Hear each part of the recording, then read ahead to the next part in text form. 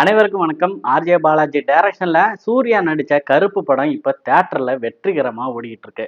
அந்த வெற்றிய பார்க்கறதுக்கு நான் தியேட்டருக்கு போயிருந்தேன். படம் பார்த்துட்டு இப்பதாங்க வந்தேன். செம்ம ஃபேண்டஸியா வேற லெவல்ல இருந்துச்சுங்க. ஆர்ஜே பாலாஜி கிட்ட இப்படி ஒரு ஆக்ஷன் காம்போவ நான் பார்த்ததே இல்ல.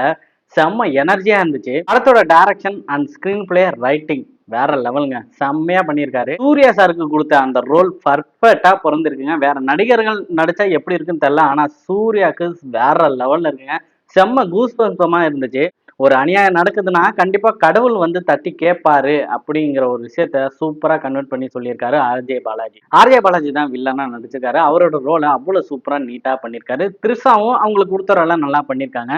ஏகப்பட்ட விஷயம் வந்து படத்துல இருக்குங்க. நல்லா பாருங்க. டயலாக்லாம் சூப்பரா எழுதியிருக்காங்க. படத்தோட ஆக்ஷன் சீனா இருக்கட்டும், அதுக்கு பண்ணப்பட்ட அந்த பேக்ரவுண்ட் மியூசிக்கா இருக்கட்டும், விசுவலா இருக்கட்டும், எல்லாமே சூப்பரா இருந்துச்சுங்க. கிராபிக்ஸ் மட்டும் தான் இந்த படத்துக்கு பட்ஜெட் ஏத்த மாரி கொஞ்சம் ஓரளவு நல்லா பண்ணியிருக்காங்க. அது நல்லா இருந்துச்சு. அந்த கருப்பு சாமி வர அந்த சீன்லாம் பார்த்தீங்கன்னா, வேற லெவல்ல இருந்துச்சு தியேட்டர்ல பார்க்கறதுக்கு. படத்தோட இன்டர்வல் சீனா இருக்கட்டும், படத்தோட கிளைமாக்ஸ் சீனா இருக்கட்டும், செம்ம ஃபேண்டஸியா இருந்துச்சு. இந்த படத்த கண்டிப்பா தியேட்டர்ல போய் பாருங்க. சாய் அபிஷேகரோட மியூசிக் பார்த்தீங்கன்னா, ரொம்ப சவுண்டா இருந்தாலும், இந்த ஆக்ஷன் சீனுக்கு அவரோட மியூசிக் வந்து அவ்வளோ பர்ஃபெக்ட்டா பொருந்திருக்கு.